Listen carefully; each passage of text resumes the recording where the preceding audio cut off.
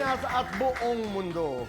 Naitay Kapuso, pahiram po ng 20 minutes ng inyong hapon. Ako po si Boy, and welcome to Fast Talk with Boy Abunda. Sa lahat ng mga kaibigan natin sa Facebook at YouTube, sa lahat ng nakikinig po sa DZWB, welcome to the program. Simula bukas po, January 1, available na rin po worldwide ang ating daily episodes sa Spotify and Apple Podcasts. Just follow us on these streaming platforms para lagi po kayong updated. Ilang oras na lamang po at 2026 na. Happy New Year! And as we end the year, pag-uusapan nun natin ngayong hapon ang mga biggest controversies and trending stories in showbiz ngayong taon. Pero hindi po ako pwedeng mag-isa lamang. Kailangan may backup. Akong isang honorable. Siya po ang main host ng isa sa mga top podcasts sa bansa ngayong taon. Mula po sa Your Honor, let's all rise. Rise. Please rise. For Madam Chair Charisse Solomon.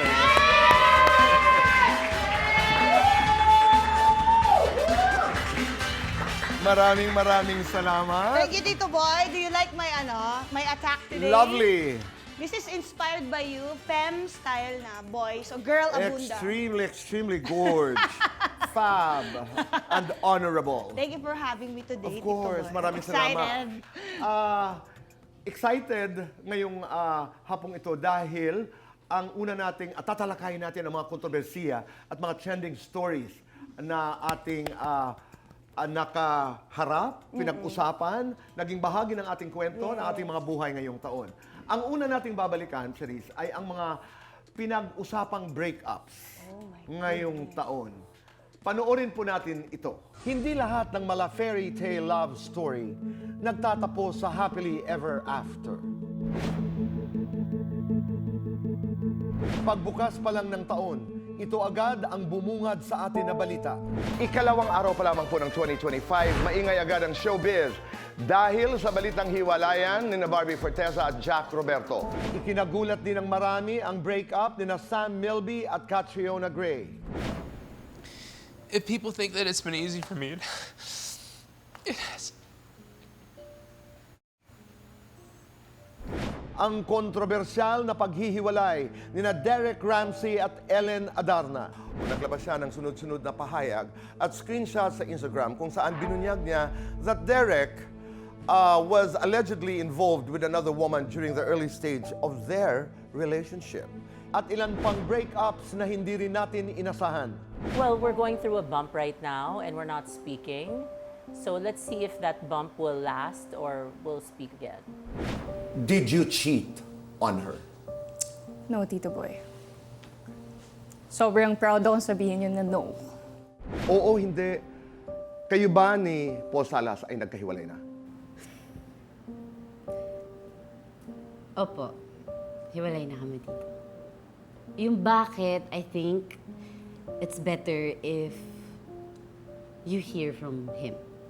Ngayong taon, isinapubliko naman ni Liza Soberano ang paghihiwalay nila ni Enrique Hill na kinumpirma niya sa aming unreleased interview noong March 2023. Pero bakit niyo ito itinago sa publiko?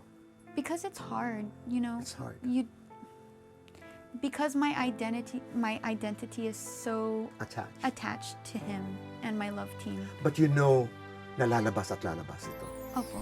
But in every heartbreak, there is healing. Kung makakapagsalita ang iyong puso ngayon, anong sasabihin niya? She is healed. And there is self-love. When I say I'm in my self-love era, it's more of really enjoying my time and really prioritizing myself. Happy na rin ako na may nakikilala na siya. And she's happy. She's happy. At minsan, kapag may nadurog, may muling mabubuo. Nagkabalikan na ba kayo? Kabalikan na po kami. Oo, hindi. Kayo na ba ni Mavi Legaspi? Yes.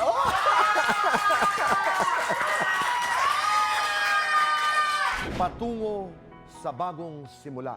Kinumpirma ni Carla that she is indeed engaged. Are you excited to fall in love again? I will never ever give up on love. Never ever. Napakaganda naman ang linyang yon. Yes. Hindi ako mapapagod sa kai-in love. Dapat. Oo. Dapat kaya mo ulit magsimula. Takes a lot of parang meditation, it takes a lot of experience, and takes a lot of maturity to be able to say that. Kasi pag nasa kalagitnaan ka ng pain, blurred talaga ang vision mo, di ba? At saka, katulad ng sabi nga ni Sam Melby, no breakup is easy. Oo. Di ba? Ang hirap pagpaalam.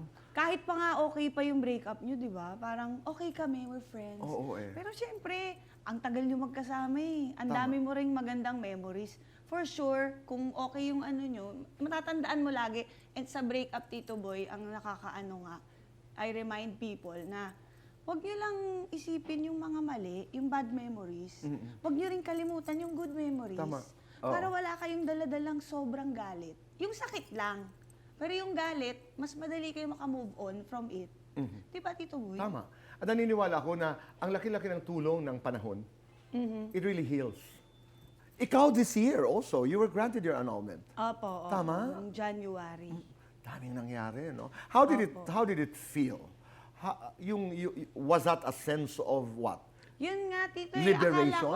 Akala ko ano yung magiging magaan nga. Di ba? Nung I was oh, here right. I that remember. month ata, or Feb. Oo. Pero parang, shucks. Kasi ano siya it's a breakup eh. Parang yung pamilya mo, hindi mo naman talaga pinlanong magpakasal tapos maghiwalay eh. Oo. Hindi ka naman nag-boyfriend para iisipin mo, pero maghiwalay kami ng ganitong date. Hindi naman ganun. Lalo na kung nagpakasal kayo. 'Di ba? Kaya, ano din yung sa mga tao na parang ang dami nilang speculations, yung mga hindi naman kasali doon sa pamilya, tapos nakikisali, nakikicomment. Hindi talaga natin alam lahat ng nangyayari sa buhay ng tao, kahit sa best friend mo yan. Hindi naman nila kinukwento sa'yo paano siya mag-ahit ng kilikili. Marami kang hindi alam. Tama. So, hindi tayo pwede that quick to judge. And i-publicize natin yung opinion natin. Diba? So, dyan ho tayo mag-uumpisa sa pagbabalik tanaw sa mga breakups na nangyari. Pero, hindi naman ho lahat doon. Marami din mga love stories. Marami din tayong mga interviews na may kinalaman po sa pagmamahal. At napakarami tayo, Cherise, mga quotes na nakuha mula doon sa mga interviews na yon. At nakakatuwa. As we remember the breakups, we should also celebrate love. Panoorin ho natin. Nasa tuktok man tayo o nasa pinakalugmok, hindi mawawala sa tabi mo. Kung uulitin ko yung buhay ko, wala na siguro akong ibang gustong makasama ulit, kundi si Dennis. Hindi ko susukuan ng kahit anong highs and lows ng buhay namin. Mamahalin ko siya hanggat kaya ko. Since mag-asawa na kayo, you are one. So if you are taking care of yourself, dapat alagaan mo din yung asawa mo. Mahalaga ang honesty and transparency at all times, even if masakit po ang sasabihin ninyo sa isa't isa. As long as ang goal ay maging totoo kayo at walang tinatago, hindi po yan magbubunga into something bigger. In terms of moving on, always remember that there is life after this painful situation. Your story is not over yet. I hope that I have been a good and loving partner for the last few years, and I will continue my mission and my purpose, which is to love you completely. Mahal kita dahil inantay kita ng 12 taon. Mahal kita kasi ikaw ang asawa ko at forever na mamahalin. Amore, jackpot na jackpot ako sa'yo. I won the lottery of life when I met you. Pangako na palagi ko alagaan si Julie. I promise to be loyal and mamahalin ko po siya forever hanggang sa pagtanda namin. Forever ako magiging great wife and mom sa aming mga future kids and sa aming dalawang anak. Sa akin, nangangako ako na mamahalin kita through the ups and through the downs at parati kitang susuportahan. I was in love. The opinion of the rest of the world didn't matter. I am ready to share my life with someone. And I think natuto din akong magmahal through the years. With every relationship na dumating sa buhay ko. In times na may differences kami ni Lucy, you have to resolve it na kayong dalawa lang. Dapat hindi sinasama yung parents nyo, o hindi mo sinasama yung kapatid mo. huwag matutulog hanggat hindi nare-resolve ang isang bagay. Ayoko ng sigawan. Wala. Bawal sa akin yung ganun. Ayoko because ayoko na magkaroon ng experience yung mga anak ko na nagsisigawan sa bahay. Ayoko ng ganun. So hindi kami ganun. So Sa messages lang. Pero ramdam na ramdam mo Yung sa tensyon. text. Oo. Mindless conversations na maaring malalim, maaari para sa kinabukasan ng mga bata. Wow. Ang ganda ng mindless conversation. Oo. Anong dating sa'yo nun? Yung mga, minsan kasi, di ba pag ang seryoso na ng buhay, Tito Boy, limbawa sa inyong mag-partner, mag-jowa, o mag-asawa, hindi na kayo pwede magbiroan ng ano. Pero ang nare-realize ko po ngayon as we talk, kanina breakups, ngayon falling in love, sustaining love. In both pain and joy, kailangan marunong ka talaga magdasal. All the time. Di ba? Sarap pag-usapan, ano? Ganda. Okay. Ganda, Tito Boy.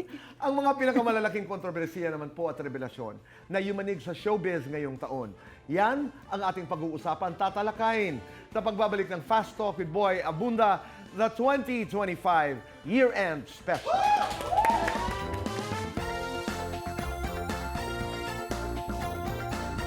Kami nagbabalik po dito sa Fast Talk with Boy Abunda. Bahagi ng showbiz ang kontrobersiya.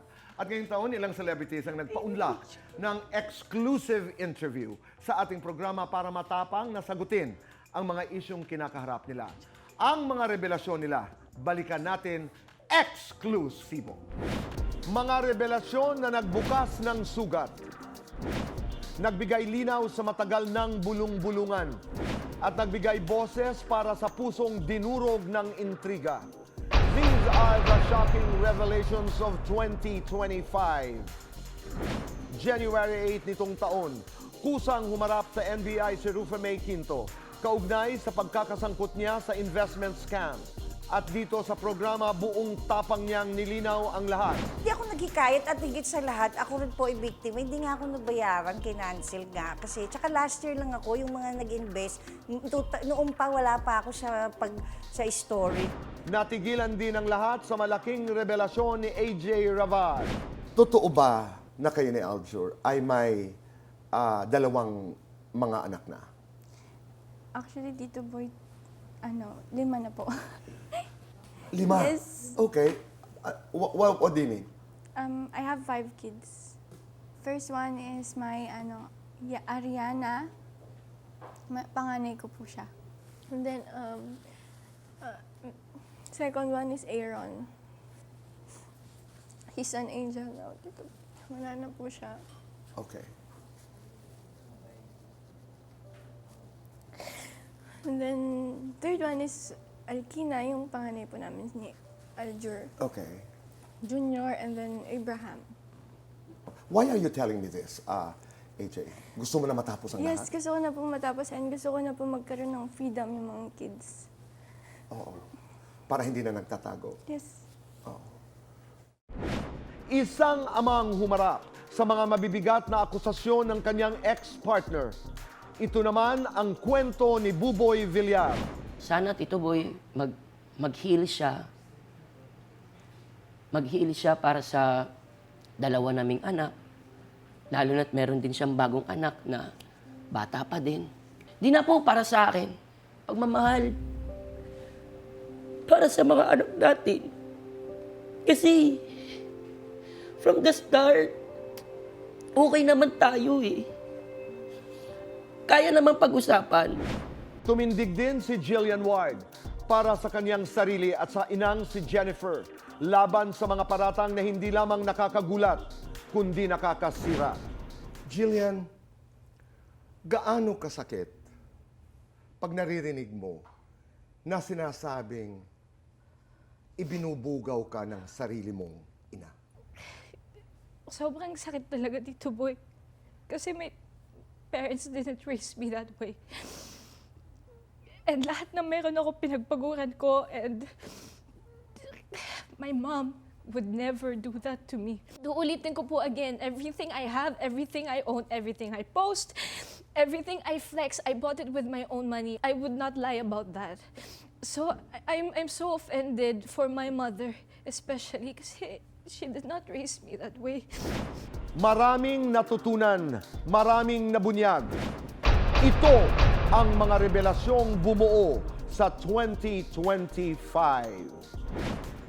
Bahagi ng kontrobersiya sa buhay ng celebrities, ng public figures. Pero it's not easy. It's never easy. I know you have your honor.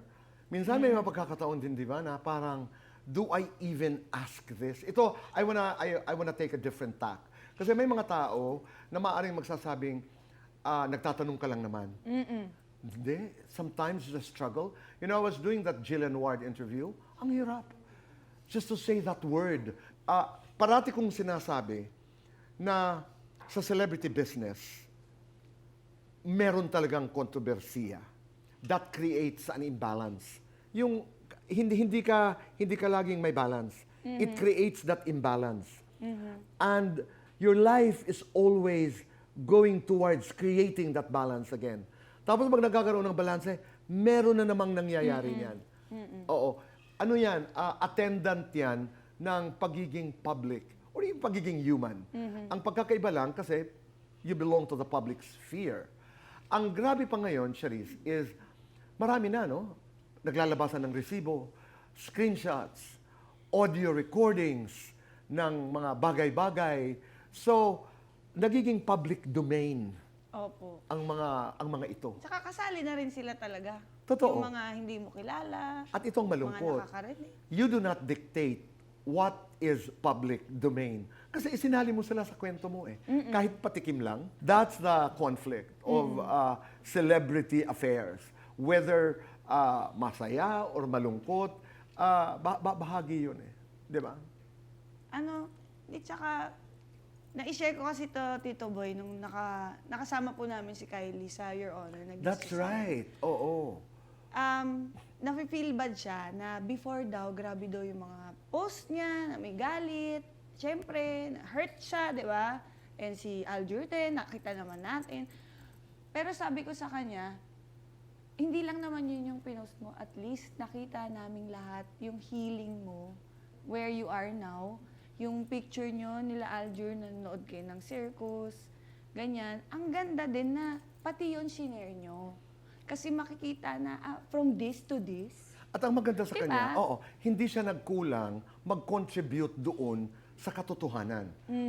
At that point, nung sinabi niya na walang kinalaman si AJ Raval sa kanilang paghihiwalay, ang aking pakiramdam, she helped people form their opinions based on truth. Kasi marami ang mga speculations, marami ang mga akusasyon, and Kylie was very fair. Being public is not easy. Being public is not easy. Mahirap. Mahirap, di ba? Kami dito sa Fast Talk, ginagalang namin pag nagsasabing, I don't wanna talk about it, don't ask me this question, or I don't even wanna hear about it. Sobrang paggalang namin sa ganun. Pero ang paniniwala ko, when you're a public figure, when you're a celebrity, whether you're a politician or a public servant or a movie star or a singer, naniniwala ako na hindi iniiwasan ang kontrobersiya. It's a question of timing. Parang yung kay Buboy, Tito. Kasi we're very good friends, me and Buboy. Nung time na yon na nagpunta siya dito, ayaw niya talaga. Ayaw niya talagang magsalita. I mean, hindi dito, kahit saan. Right. He wants to be quiet. Ganun siya eh. Kahit nakita niyo ang loud ni Buboy, madaldal siya. Pero gusto niya talaga yung wala siyang sinasaktan. Ako na lang. Yung ganon, sige, suntokin niyo na lang ako. Pero sabi ko, boy, kailangan. Kahit isang beses lang. Sabi ko, pili ka, saan mo gusto. Pero isang beses lang. Tapos na yun. Alam mo ba yung sasabihin ako sa'yo? Tungkol kay AJ Raval, ngayon nakikita ko yung mga posts, nakikita yung mga videos. Ako naiiyak ako. Ang saya, no? Yeah. Yung liberation, yung freedom that she was talking about, yun. At saka talaga, share sa amin ni Kylie, sobrang close din si Tama. AJ sa kids nila ni Aldo. Sinabi yan. Oo. Naglalambingan, gano'n. So, ipagpatuloy ho natin ang pag-uusap sa mga bagay na mahirap pag-usapan. Dapat. Di ba? Yes. Huwag natin layasan. Ngayong taon, mga nanay, tatay, kapuso, pumanaw ang ilan sa mga haligi ng showbiz na naging bahagi naman ng buhay ng mga Pilipino sa loob ng maraming taon. To end our year-end special, narito po ang isang tribute to the stars we lost, but whose legacy and memories will continue to shine.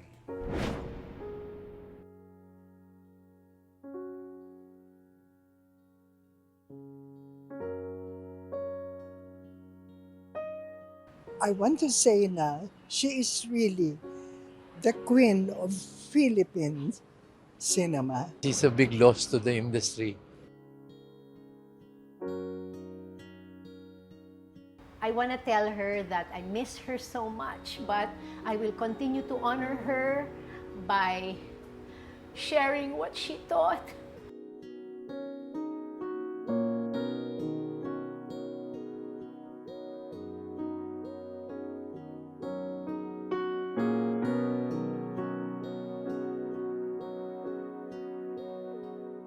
Sobra akong respectful at sobra ko siyang mahal na hindi ko masabi sa kanya na, oh my God, lumabang ka.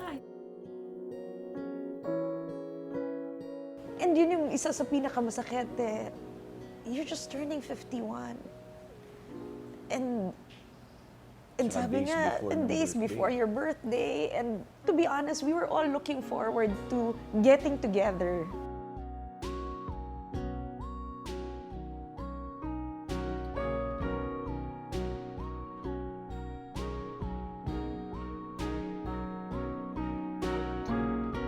Eman did not die in vain.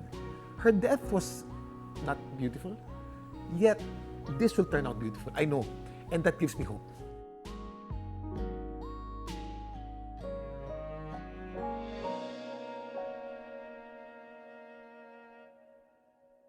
Ipagtatanggol kita dahil mahal kita, promise yan. Yan talaga yung tatak na iniwan sa akin ni nanay. Lagi lang din yung sinasabi that she was tired already. She kept on telling us that she was tired and she was ready to go.